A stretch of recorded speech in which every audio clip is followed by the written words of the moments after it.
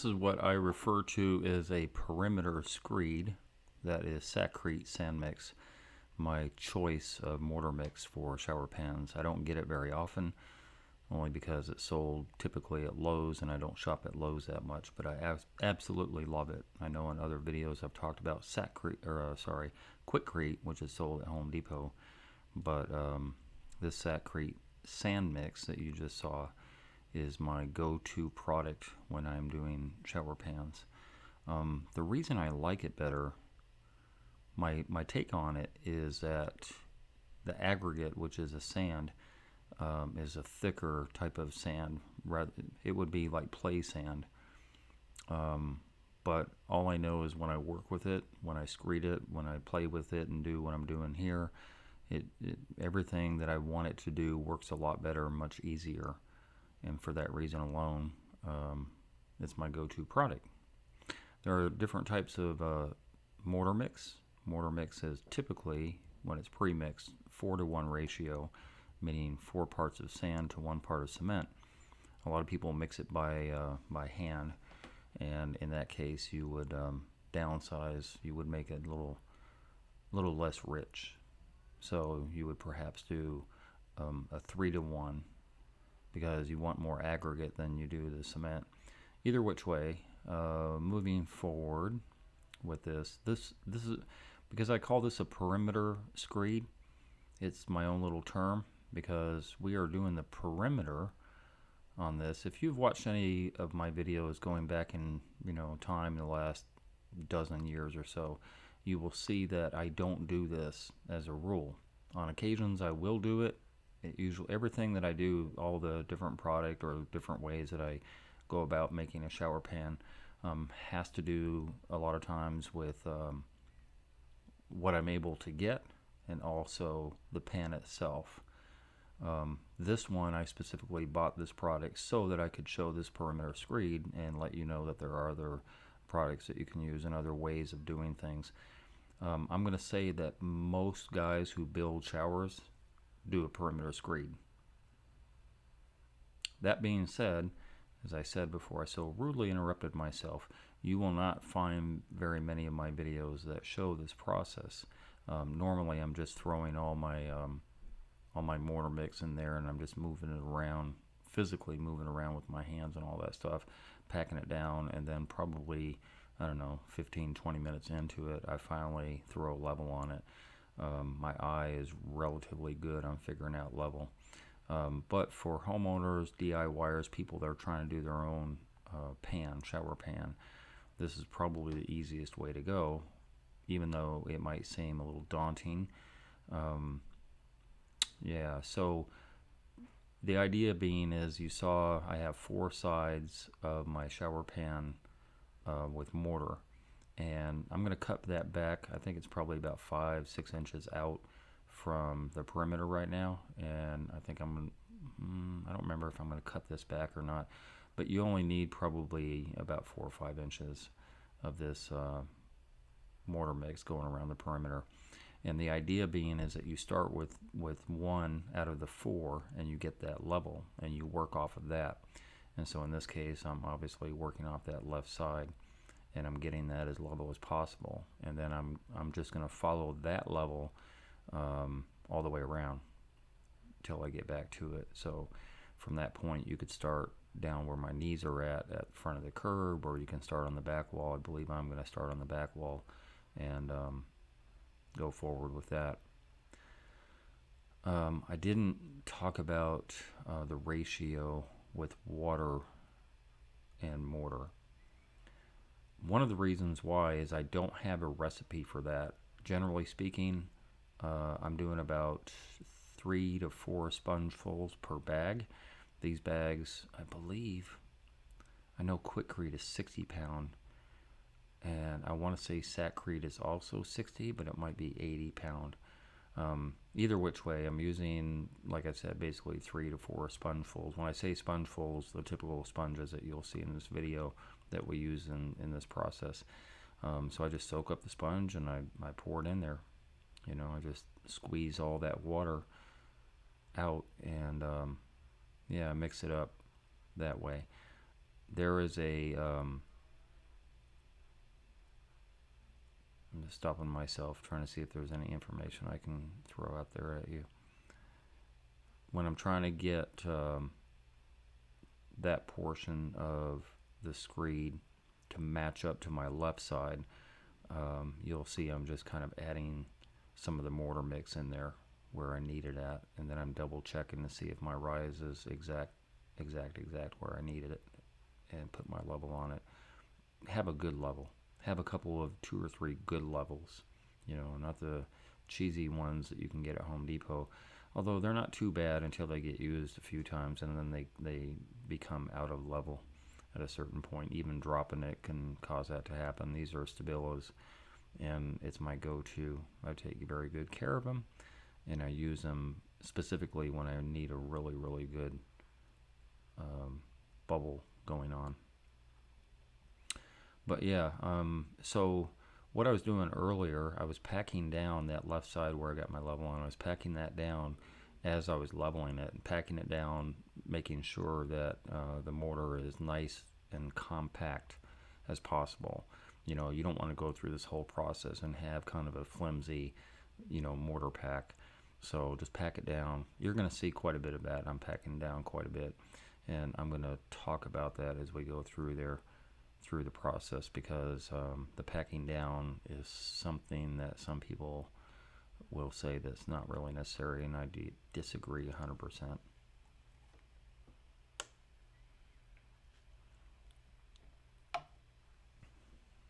So yeah, getting everything level all the way across is what my ultimate goal is, and I'm using my level and a 2x4. Sometimes with a larger level, you can't get in to certain areas. I don't even know if that 24-foot level or 24-inch level, it barely fits into there. That's why I use my 2x4, because a 2x4 will rise my level a little bit. Oh, no, it does fit. My bad. I have some kind of crappy levels, 24-inch levels that I'll use to kind of screed off my mortar, and I think in this case I'm using my Stabila a lot to do that with, pushing it out like that and getting rid of the excess is usually something I'm doing with a crappier level. But anything that works for you, really.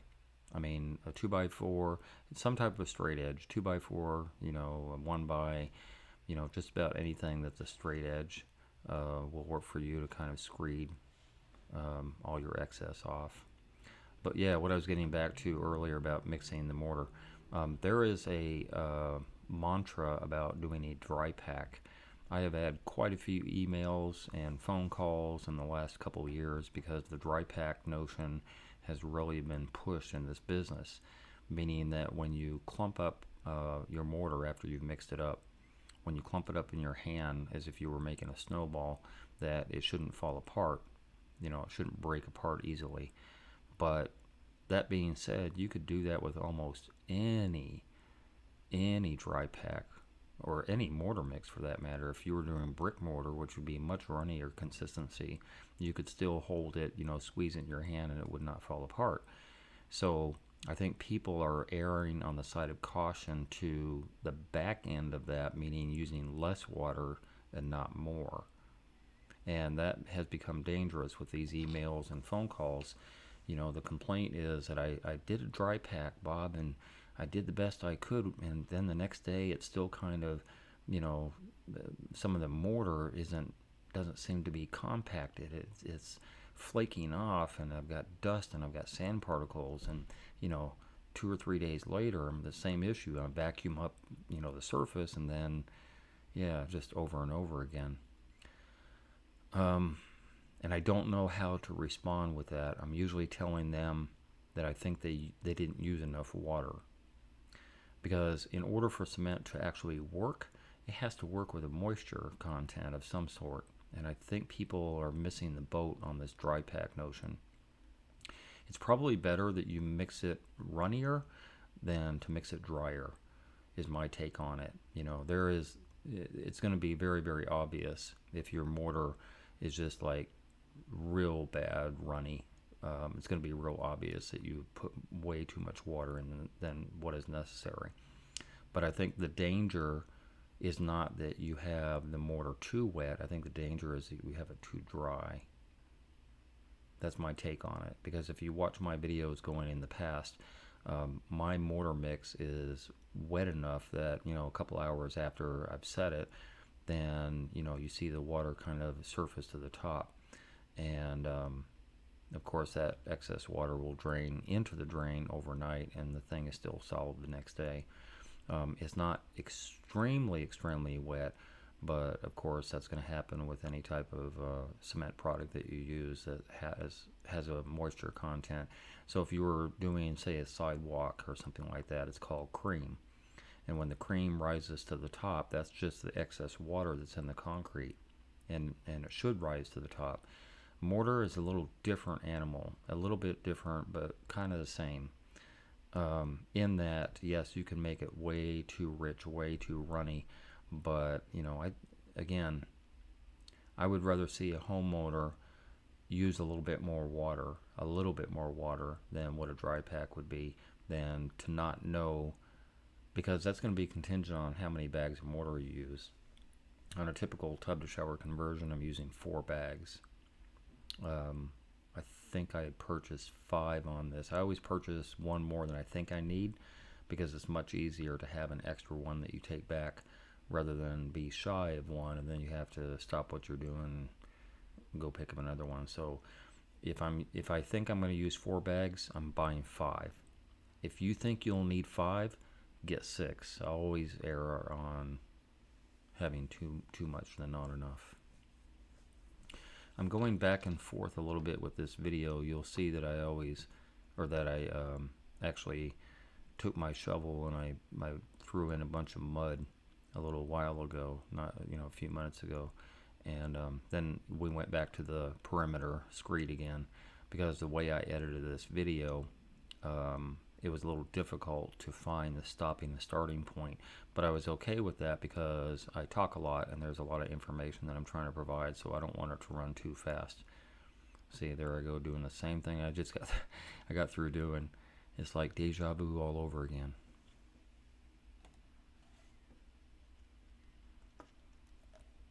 But yeah, here's a process where once you have all 4 sides level and compacted, I can't emphasize that enough, that perimeter is compacted very well. And once all 4 sides are done, you see it didn't really take that long, even though this is on double speed. It really didn't take that long to get those 4 sides exactly. Then you work off of those 4 sides to get your pitch. And that's really the simplicity of doing a perimeter screed. You could actually use, if you wanted to, a screed board. So before any mortar was poured in there at all, you could use a straight edge, a screed board, or a 2x6 or something like that up against all 4 sides. You could work off of that board and do what I'm doing now and have all your mortar working off of those 4 boards that are level. And then a couple hours later, pull those boards out.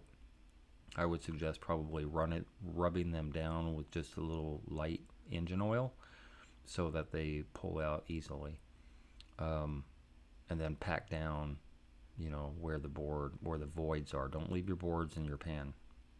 Do not leave your boards in your pan. Not a good idea. I've had that happen a couple of jobs that I went on to correct the guy that built the shower, and there are wood boards in the pan. That's a big no-no. I saw a guy recently, I don't remember who it was, it may have been Stud Pack, that they actually cut down some Curdy foam material with a table saw, and they made their screed boards off of that. And I think in that video they left those foam screeds inside of the pan after they poured it. They didn't bother pulling it out. I don't know that I'm comfortable with that. I don't know if it's a good idea or not. But yeah, if you had some Curdy material, some wall Schluter material, as it were, you had some wallboard that was foam that you could get precisely the same size all the way around, say, 2.5 inches. If you knew that that was the outside perimeter thickness, you could put those 4 foam pieces in there and work off of that, and then just leave those foam in there that you don't have to do a backfill later on. So yeah, there's different ways to skin that cat, but I think at the end of the day, what you're looking for is as level as possible on all 4 sides, so when you go to do your tiling process, you don't have to struggle with being offset from left to right more than, say, 1/8 of an inch or so.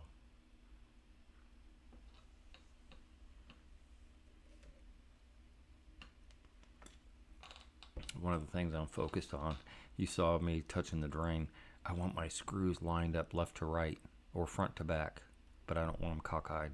So the screws on that drain cap is what I'm talking about.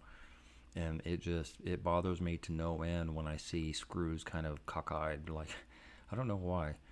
It's such not a big deal at all. But I always focus on that when I do a shower pan. Also, the question I get a lot, well, how thick should my shower pan be at the perimeter? So that is contingent on how large your shower is, right? Because that's going to be decided from where your drain is, where you decide to unscrew the barrel of your drain. Typically, I think I measured it a couple times because people have asked me about that. And I actually did a measurement where it was about, I think it's about 1/4 to about 1 1/2 from, well, so I do things a little differently. I usually leave about 3/8 of an inch at my mortar bed at the drain, so it's right below where the drain cap is. Where the drain cap is at, it's about 3/8 below that, because I know that my tile and my thin set is going to take up that 3/8 and beyond, so that my final tile on my floor is resting slightly above my drain cap, and then I do little taper cuts so I have positive water flow. I don't have my tile flush with the drain, in other words. So for that reason, my measurement is usually about 3/8 below the drain cap, and then if I'm at 1.5 inches and I have a 2-foot run, then I know I'm going to need another 1/2 inch of slope. But that's not written in stone. The 1/4 inch per foot that we're looking for, which is what you're looking for when you do a screed like this, the 1/4 inch per foot slope that you need is a plumbing code.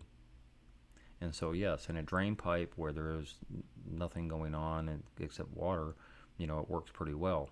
On the surface of a shower pan, it doesn't work so well depending on the type of tile that's on it. So I always suggest to exaggerate that little 1/4 inch per foot by a little bit, not a whole lot, but it's better to, one of those err on the side of caution things again, have a little bit more of a pitch on the surface than not enough. So having said that, if I were, say, at 1.5 inches at my barrel area where my mortar, now where I'm touching at, if I'm at 1.5 inches depth right there and I'm 2 foot over to a left or right wall, then obviously I need a 2-inch perimeter. That math is pretty easy. And you could actually, stick like a screwdriver in as you're doing the perimeter part and find out if you have that 2 inches, or simply put a level on it. You want that bubble to clearly go to, the opposite end as much as possible.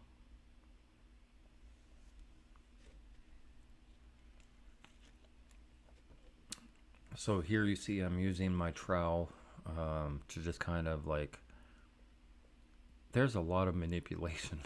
You see I'm putting in a little extra thin set where there's little voids in my pan. I'm going to do that constantly here and there. I'm going to do that around the drain, everywhere I see a little void. Now, the particularness, if that's a word, of doing all this stuff is not really relevant to the overall shower pan. Tile guys are just very focused on getting a nice, smooth, easy to look at type of pan, even though tile is going to cover it eventually.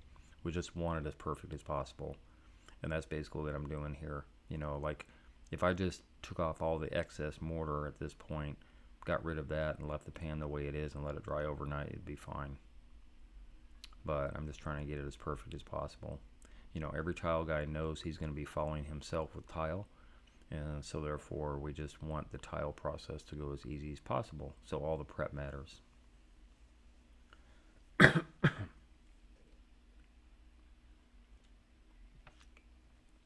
Where you end up with a little excess, you're just taking it off, and I'm using the margin trowel there to make sure that I physically have enough room for my tile and my thin set. And by the way, every tool is a tool, right? So you see my float being used there. I have a margin trowel, I have a 6-inch taping knife.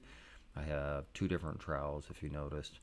One of them is magnesium, and the other is just a normal steel trowel.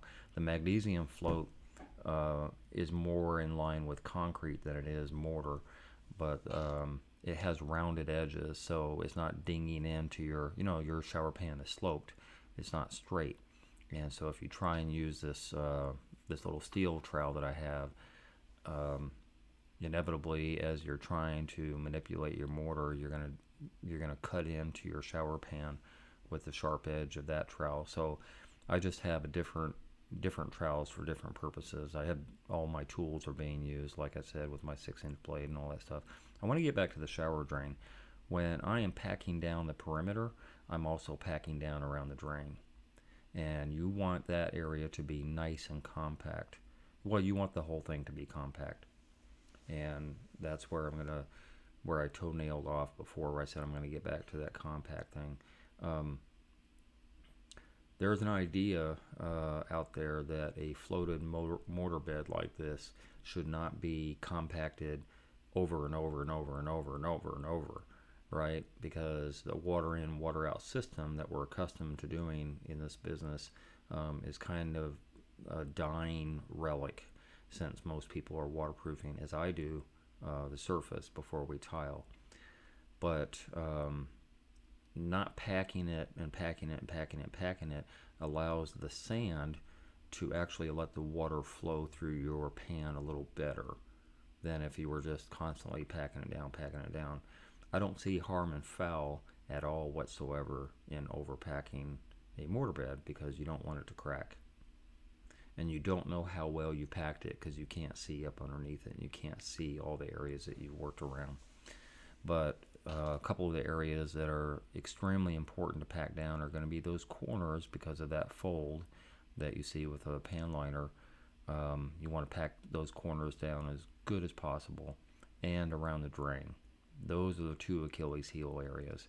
And it's really hard to pack around the drain, which is why I have the various tools. I can use my, well, all my tools really, but my margin trowel gets into that small area very well.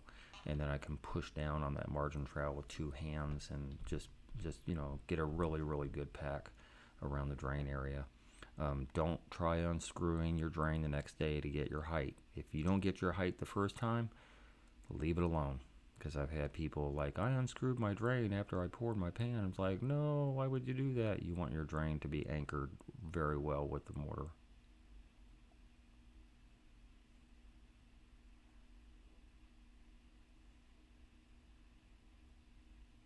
So yeah, I think this is not double speed anymore. This is just normal speed. And I'm just doing the last process of getting everything nice and clean and smooth and all that stuff. Look how pretty that is. I love it. It's actually kind of a fun process. It takes me about an hour, maybe an hour and a half tops on a larger one, but it really doesn't take that much time. And, you know, I hope that helped you if you're watching it. This is the final result. Looking good, like I knew it would. Yeah, getting a good shower pan job, making sure everything is, you know, sloped down the way it's supposed to be. Really makes the final result a whole lot better. But yeah, this is a basement shower, so everybody else, sheetrock guy and everybody else, has to come along. Nice niche trimmed out with Schluter and sloped and all that stuff. The border is center with a niche, and so that top tile and that bottom tile are cut to size so that happened per my customer's instruction. And per my customer's instruction, it's hard to see, but he wanted that grout line, this grout line to match up to that grout line, and this one to match up to that one. This one, which was not an easy task.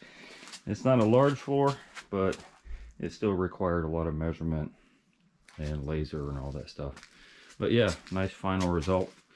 And yeah, gonna move upstairs to do that shower next.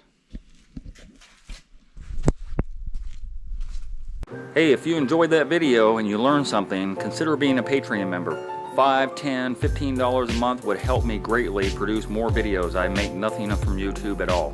If you're gonna call me for advice, please donate $50 for 30 minutes. My link to my PayPal and my Patreon account is down below. And if you haven't already, hit the subscribe button and hit the bell so you get immediate notifications as soon as I post videos. And thank you very much for your support.